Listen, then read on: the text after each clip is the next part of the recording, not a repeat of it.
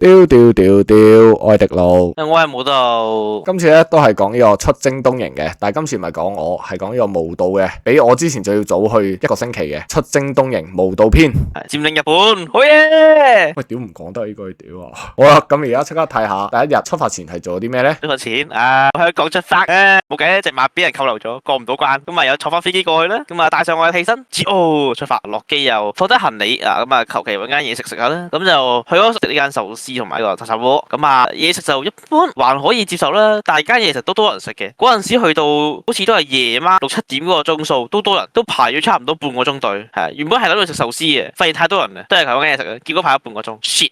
咁推唔推薦嘅呢間嘢？還好啦，係佢揀嘅嘢其實都 menu 就款式唔係特別多咯，味道就可以接受嘅，填肚嚟講係 OK 嘅。第二日朝頭早冇嘢做啦，冇乜特別嘢安排咁啊，喺附近食咗 M 記啦，上面啲 M 記餐係同我個 friend 一齊嘅，唔係一個人食嘅，食嘢冇咁多啊。咁啊食完之後喺下邊行咧，咁啊喺秋葉原嗰度都係周圍行下，咁啊去咗食呢間牛扒，咁啊扒就個價錢相比起量就唔係話特別多咯，其實都算少，都唔係話食得一定飽嘅，至我肚都 OK 嘅啫，係啦。呢個都係嗰啲獨撚餐嚟喎，呢個都係。其實得塊扒嘅就冇噶啦，我冇額外加飯嗰啲食，淨係得塊扒食就算。其實就還可以接受啦，塊扒嚟講，煎肚嘅話係 OK 嘅，但係就期望唔好特別高先咯。呢間嘢就咁啊，day 2咧嗰日夜晚，咁啊食完飯咧就去咗蘆洲，去咗嗰個地方夾下公仔。咁啊件趣事咧，咁啊夾呢個切卡嘅紙巾盒，係個爪係攝咗落個盒入邊嘅，係跌唔翻出嚟。咁啊小弟就去咗揾職員幫拖，咁啊夾完公仔就繼續行啦。夜晚啊就去咗新宿，係去咗去睇到哥斯拉個頭，係去咗探見下哥斯拉個頭都幾大，係。但係你冇住呢個哥斯拉酒店嘅？冇住啊，住唔起啊，個價錢甚至貴，唔係我呢啲平民住得起。無道表示都係周圍瞓算數，我瞓街嘅啫。係咁啊，新宿都係周圍行嘅啫。咁啊，好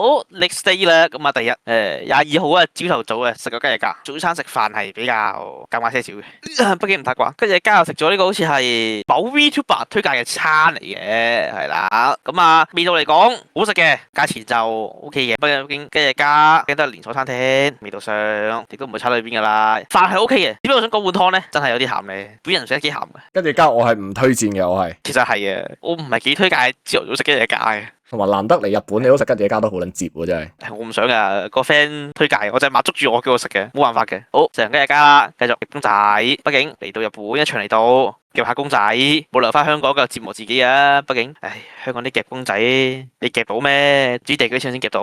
好，回歸正題，我哋喺日本夾公仔，夾呢個切卡哇嘅袋仔，咁啊，好有限地夾1送1，好似圖中咁樣。我都唔記得啲當時情景係點解可以夾1送1啦。總之嗰陣時係夾飛鼠，笠埋多一個嘅，開心。好，然之後夾咗公仔啊，就過咗去隔離啊呢個池袋嘅 Later Cafe 嗰度啊。咁啊，想講啊，呢家嘢其實因為本無道咧，其實係你係個 Later 迷嚟嘅，係啦。咁啊，你見啦，我幾中意隻捷歐公仔嘅，係。其實呢間 cafe 咧就建議就去日本的話咧，就順便都可以去買啦。其實真係幾好嘅，佢有好多嘢可以俾你睇，佢有好多 poster 都係有當其時嗰陣時啲演員簽名嘅，其實都幾好嘅。咁啊，好，我哋可以去食物嗰度啦。咁啊，食物嗰度咧就有甜品、薯條同埋少少配餸啦，同埋個熱狗嘅。先講講最上面嗰個啦，咁啊就 Golden Drive 嘅焦糖布丁，咁嗰個其實就 OK 幾好食嘅，係啦。咁佢上面其實啲粉咧係有啲咖啡粉嚟嘅，係啦。咁下邊就係好冇，即係唔係啲咩特別嘅布丁嗰類啦。咁其實呢個就幾好食嘅。但係你食嘅時候咧，有冇真係攞褲頭一嘢車落去啊？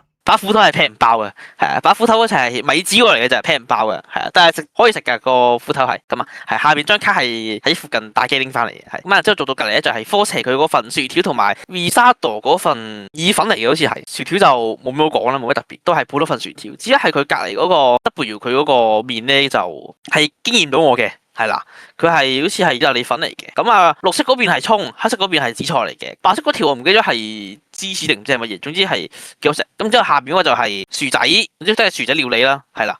咁嗰個冇錯，對標嘅好似係啦，謝羅溫唔知點解對標嘅係啦。咁啊，佢呢個薯仔其實就相比起喺香港食到嗰啲薯仔，其實就真係爭好遠。日本呢個薯仔就好食，就好食，建議大家可以一試。然之後就係 last 就係即係個包啦，個包其實幾有趣嘅，係啦。咁啊，佢中間為咗模仿嗰個吸食料咧，佢嗰個位係一個肉球嚟嘅，係啦。咁之後隔離嗰兩個位咧就係腸啦同埋啲醬啦。其實個包係幾好食嘅 ，OK 嘅，值得一試。我覺得係咪期間限定嘅，定即係常駐嘢嚟嘅？係因為畢竟佢前面嗰啲其實都係常駐，係即係個包好似唔係常駐，係咁啱去到有先試下嘅啫。我對個包係有幾興趣喎，係。其實個包幾好食㗎，佢紅色都係茄醬嚟嘅。哦，即係熱狗 feel 咁嘅係。係係熱狗 feel 咯，但係佢好食㗎個包。咁啊，然之後就食完午餐啦，食完 dinner 啦，就去咗呢個切卡瓦 park 啊。切卡瓦其實大多數就都係睇啦，咁咪睇翻當其時切卡瓦佢入邊少少情節啊嗰啲啦，係啦，因為其實佢大多數都係講緊三小隻嘅故事啦，係啦，但係個變化都好大喎。睇完拉打就去睇史卡娃，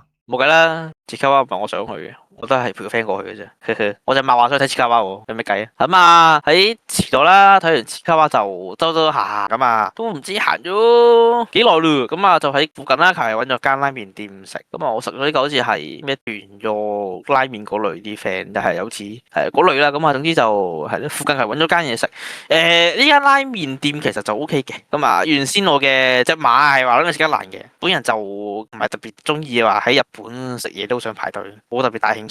加一啊，一蘭就不了啊，我覺得一蘭係啦，即係雖然都知大家話日本一蘭係好食嘅，但係就對唔住，小弟我冇咩 feel，唔係幾想喺日本食嘢排隊，所以就求其揾咗間拉麵店食。咁啊，反而其實聽我個 friend 就話啦，其實間嘢個味道仲好食過一蘭添，所以大家真係唔好淨係食啲出名嘅嘢，可以周圍揾下嘢食。very good，呢間係推薦嘅，推薦嘅，呢間係推薦嘅。next day 朝頭早啦，咁啊就係啊，早餐都係食呢個呢間 Sukiya 啊，咁啊冇乜特別啦，都係飯、牛蛋湯，冇乜特別就係咁。冇評論，唔推薦。Sukiya 有咩好評論嘅？你答我啦。好平凡嘅嘢食，冇乜特別，係啦，所以都唔知點樣評價好，係啦。咁啊，食完早餐就去咗一轉哈利波特嗰度，咁啊都睇翻當其時哈利波特佢幕後啲嘢啦，同埋佢啲花絮啊、啲場景啊，仲有啲當其時啲道具，係啊。咁其實係幾驚豔到我嘅，畢竟佢入邊真係好多嘢睇，其實都幾有趣。咁啊，至於大家即係推唔推薦去就，畢竟本人咧就唔係哈利波特迷嚟嘅，咁啊都係陪隻馬去嘅啫，隻馬話咁啱想行下都陪佢行嘅啫，幾有趣嘅，睇嘅嘢都係睇翻佢當其時幕後啲嘢啊。咁有啲位其實真係幾驚豔，佢入邊有好多情節，基本上都係同你講翻由佢嘅頭啊到翻佢 ending 所有嘢睇，係啦。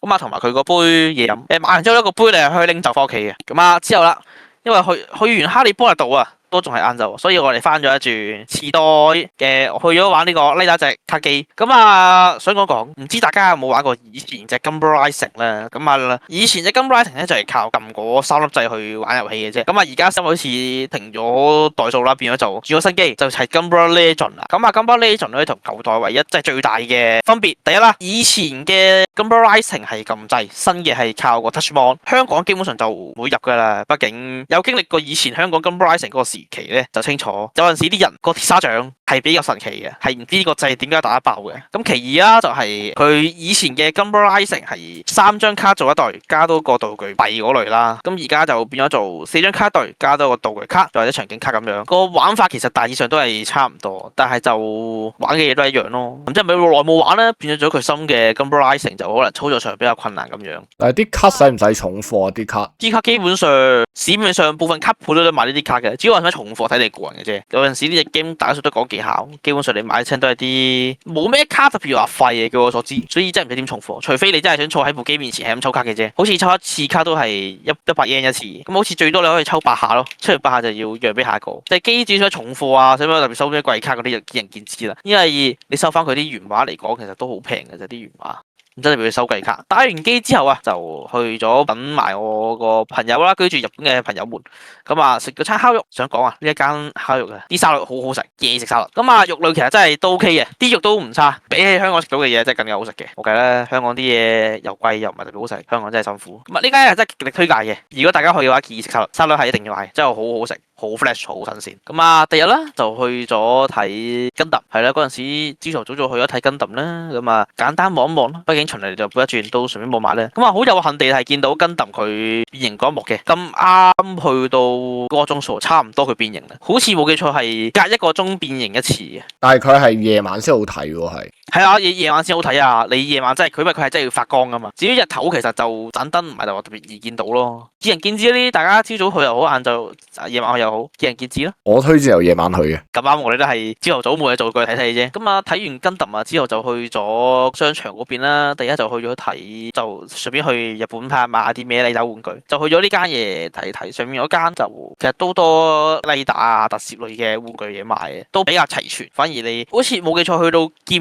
嗰嗰期啲嘢都仲有得賣嘅，價錢就還好嘅，畢竟你仲有免稅。睇完呢打之後，過咗去睇呢個哥斯拉，咁啊哥斯拉 shop 嗰度就有隻真哥斯拉喺度，本人係極中意個真哥斯拉，係特別好，我覺得係冇乜特別嘢賣喺嗰度就，畢竟哥斯拉啲產品就比較昂貴。咁然之後見到一隻好有趣嘅基多拉，係3個頭比較有趣，有2個頭比較聰明下。咁啊去完之後啊，就翻咗去老抽啊，夜晚係食呢個 Coco 咖喱嘅，好似冇記錯當其時食 Coco 咖喱咧，係唔知點解見到佢門口話好似同如果推拿文有個合作嘅，之後去咗食就好似唔係有啲咩特別嘢餐嗰啲咯，好簡單少少周邊聯動嗰類嘢啦，係啦，咁啊就好似嗌咗呢個咖喱湯雞扒飯呢一類啦，係啦，Coco 咖喱就香港就唔係特別常見噶啦，咁啊味道上都唔差嘅，唔知係咪特日本比較好食啲之外咧，總之就唔差嘅，但係至於就係可以接受嘅嘢嚟嘅。咁啊，然之後啦，到咗尾二嗰日啦，就去咗築地。嗰陣時嗰日去好慘嘅，去到築地一出車站落雨，唉，擔住把遮